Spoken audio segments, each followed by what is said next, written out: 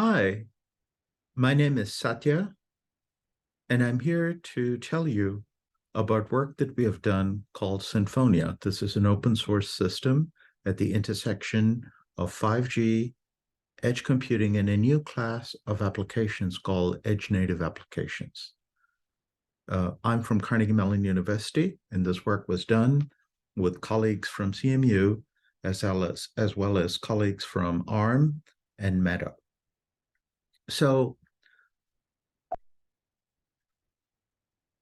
in terms of the context of this work, here is a picture of the world that should be very familiar to you. This is the world that we live in today.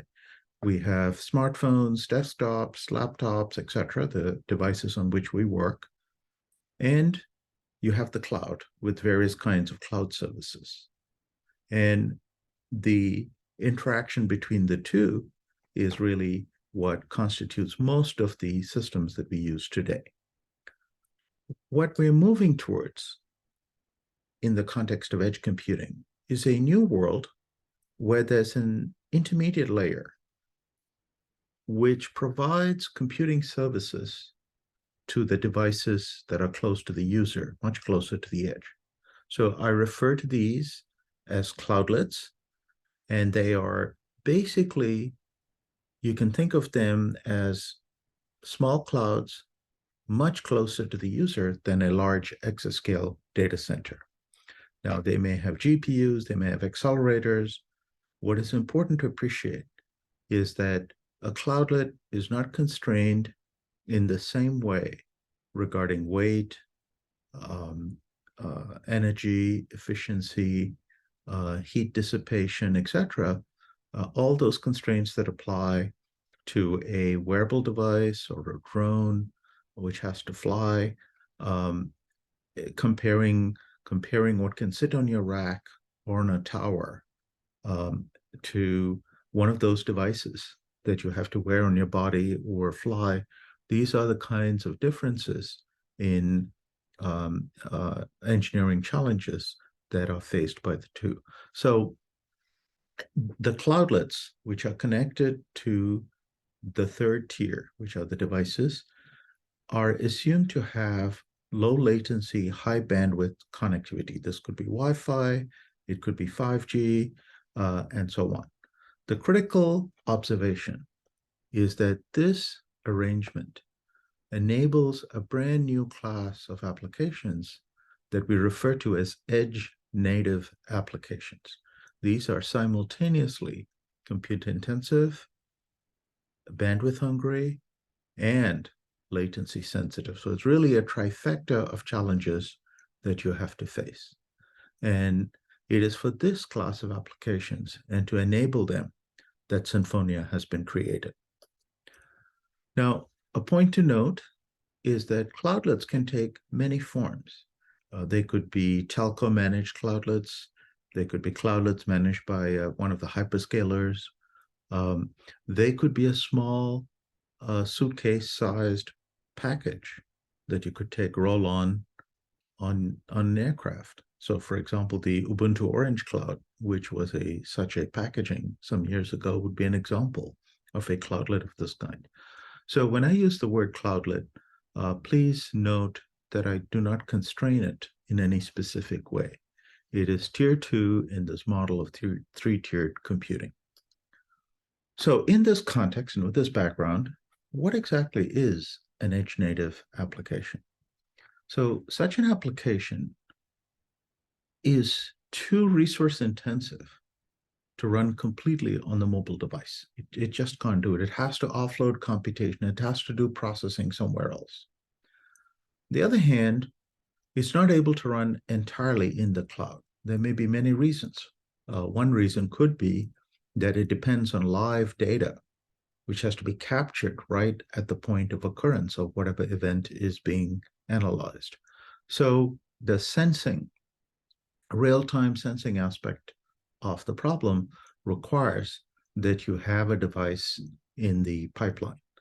And so the combination of live device capture, live data capture, and processing at low latency, but with intense amounts of compute and possibly involving large amounts of data. This is the trifecta that I was referring to. Now, the nature of the processing is such that there are some deep dependencies on one or more edge attributes. And so let us drill down a bit into what these unique edge attributes are. First, if I have a high bandwidth data source, for example, a large collection of video cameras, each 4K video camera generates 30 megabits per second of bandwidth. You can't send on an uplink a whole bunch of these flows in any kind of scalable manner. So pushing the processing close to the edge gives you bandwidth scalability. So that's one edge attribute. If upon processing this data, you close the loop by sending back to tier 3 from tier 2, either interaction to a human in the case of a cyber-human system, or actuation in the case of a robot, drone, or other cyber-physical system. Now, the total end-to-end latency, a term that is often used as motion to photon latency, now comes into play. So lowering the total end-to-end latency of this closed loop is another important edge attribute. There are cases in which the data captured at the edge has stringent privacy considerations. A video camera in your home, in your living room, you may wish to be very careful about what in that live scene you're willing to have people outside view. So the ability to strip the data of privacy-sensitive information is another example of an important edge attribute. There are times when wireless connectivity, and in fact, internet connectivity to the cloud, is disrupted. And in that case, if you're dependent on cloud services, you're unable to use the system. So the ability to have fallback cloud-like services being provided by a cloudlet at the edge is another important edge attribute. And last but not least, there are sometimes legal or social reasons why data cannot be moved. So these are data sovereignty situations, or sometimes national. So for example, in Europe, the GDPR constraints apply, and these constraints limit how much movement of the data is possible. So the ability to process the data wherever it is another example of an edge attribute. So if one of these, at least one of these attributes, is crucial for the application, then it is an edge native application. If none of them are really needed, none of them is essential, then edge computing is an expensive luxury. Cloud computing will always do better because the economies of scale of a large data center mean that the cost of computing in the cloud is likely to be lower than anywhere else. So for the rest of this talk, and in general for Sinfonia, we're going to focus on edge native applications, which means at least one of these attributes listed here is important. So there are two problems that we address in Sinfonia. First, how does a tier 3 device, your smartphone or your wearable device or a drone, how does it pick the optimal cloudlet at tier 2? How does it know what is the right cloudlet and who picks it? What criteria should you use in making this choice? So all of these questions are part of the orchestration problem. Secondly, as I mentioned, we envision a diversity of cloudlets emerging. Some of them may be telco managed, some of them may be hyperscaler managed, yet others may be just-in-time cloudlets in a disaster recovery area, for example. So supporting all of these on a level playing field so that your application doesn't really need to know what kind of cloudlet it's using, it just uses it, but it's assured of the same kind of quality of service and security and privacy guarantees that it expects to find from a cloudlet. So how to do that is a second important class of problems that Sinfonia addresses. So here's a picture that shows you the problem being addressed. So you have the cloud at tier 1. You have many cloudlets. Some of these may be telco managed, some of them may be hyperscaler managed, yet others may be third parties. They're offering their services. And your mobile device, which is shown at tier 3 at the bottom, depending on where it is physically, what kind of network connectivity it has, needs to associate itself with one of these cloudlets. And many factors play into the optimal choice. Specifically, it depends on how much processing is needed. If you are performing inferencing using a deep learning model, then the presence of a GPU at a cloudlet that is allocated becomes crucial. A much closer cloudlet with better network connectivity but no GPU available might be suboptimal. So there's a wide range of considerations, both networking related and processing related, and also load related. It could be that a very powerful cloudlet is heavily loaded, and therefore a much weaker cloudlet, which is less heavily loaded, could in fact do better for you. So there's a combination of a number of sophisticated criteria that you have to address in the decision-making process. So let me outline for you how Sinfonia works. And then I will share with you after that some of the considerations in the different steps of this discovery and deployment processes. So on the mobile device, which could be you as a user using a wearable device, it could be a drone, launching an app, the application contacts Sinfonia on its device and passes it a URL of an entity in the cloud that knows how to orchestrate its needs. So the idea is that you can have multiple tiers, multiple routes of orchestration.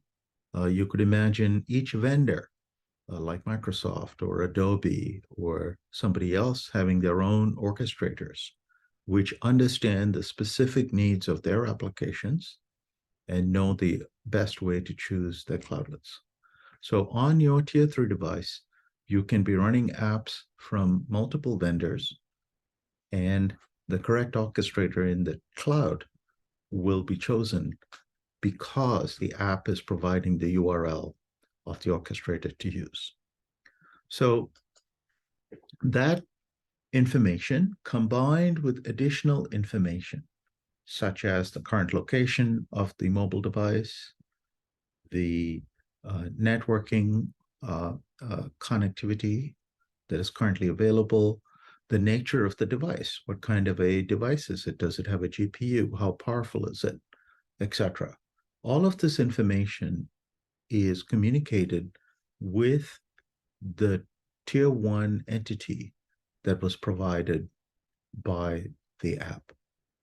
And that entity uses this information that it's provided to consult a large data structure that is maintained in the cloud on behalf of Sinfonia.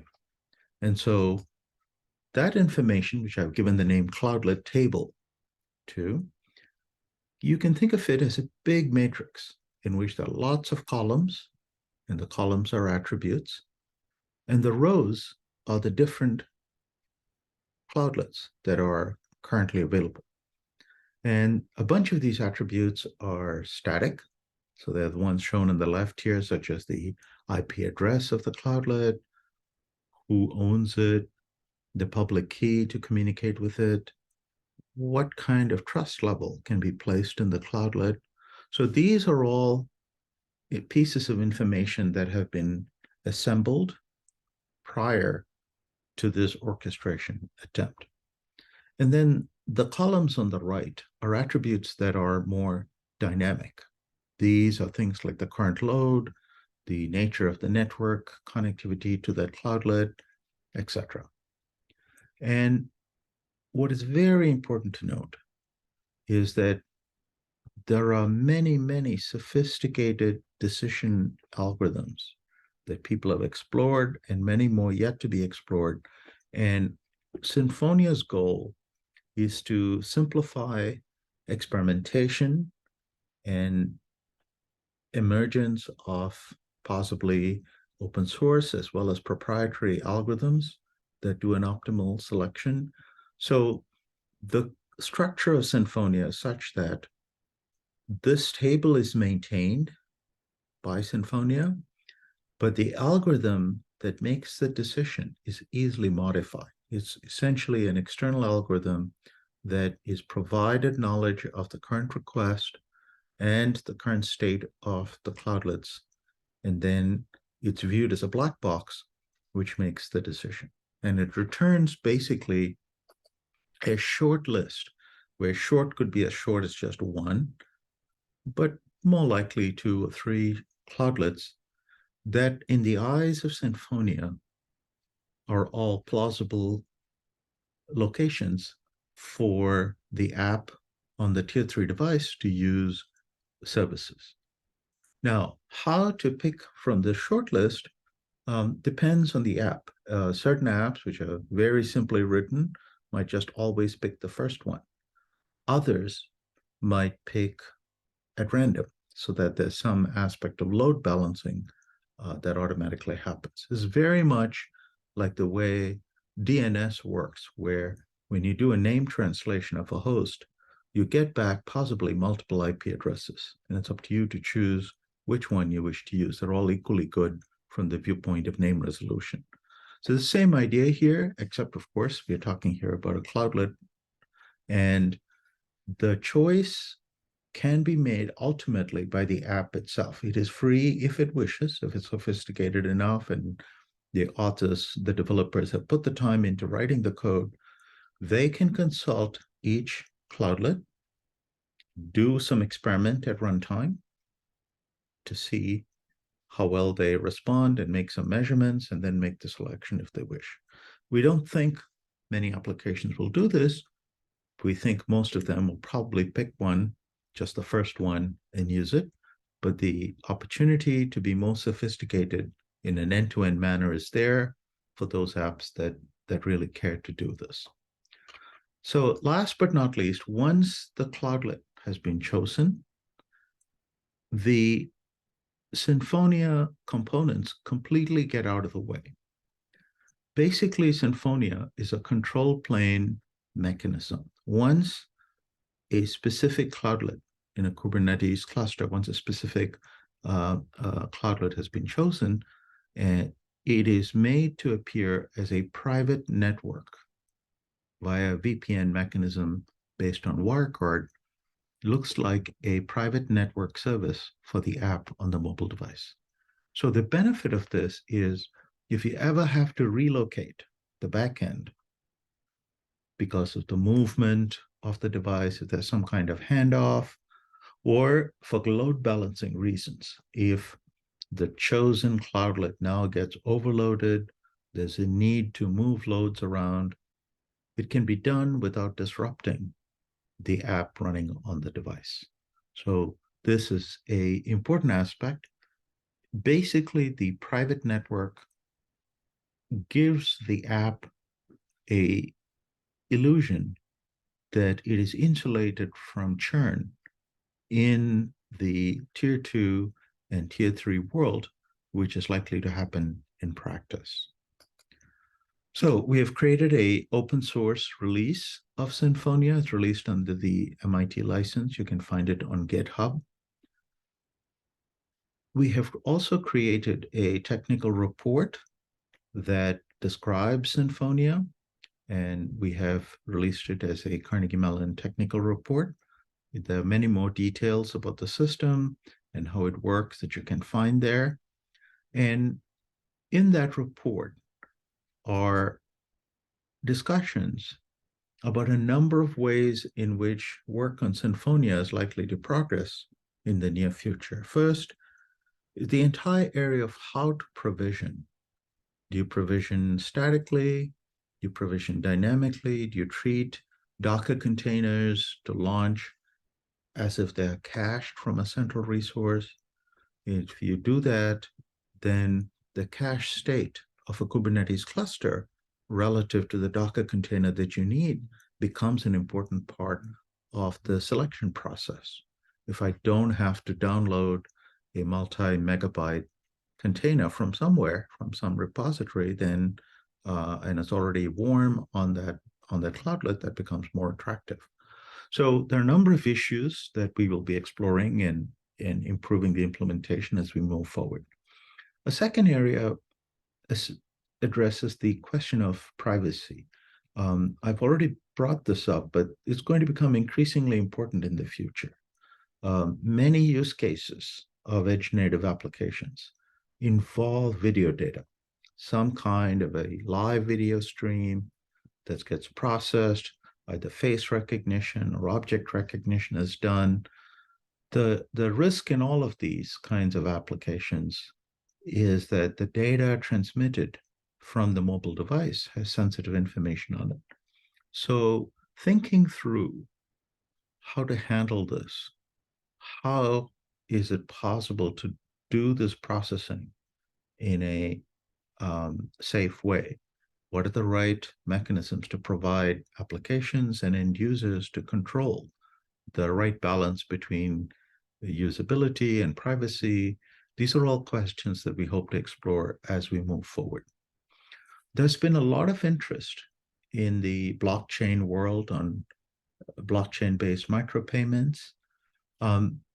Sinfonia by itself does not require you to use blockchain. There's no requirement whatsoever. You can use conventional billing. Cloudlets can do metering of resource usage and have a payment system that is worked out just like in the cloud today. But given the emergence, the convergence of these micropayment-based systems in the world, Sinfonia offers the opportunity for cloudlets to use this. And so that is also another very interesting area that we see as an area of exploration. Finally, the protocols that are built into today's systems between the apps and the backends have all been built for the internet, where latencies can be quite large, and tail latencies especially can be very large. Edge computing guarantees by construction that both the mean and the tail are much, much smaller. So this brings into question whether many of these protocols for edge-native applications can be highly optimized to leverage this fact, and whether, as a result, the right balance between functionality and chattiness of the protocol and also the encoding strategies used for data can all be addressed as part of this framework. So these are some of the directions in which we see this work advancing. We would love to have users. As I mentioned, Sinfonia is open source. We'd love to work with you to understand how Sinfonia can be of value to you and how it can be improved to address some of the challenges that you encounter when you try to use it for your use cases. So in closing, thank you. And I look forward to hearing from you. And thank you very much.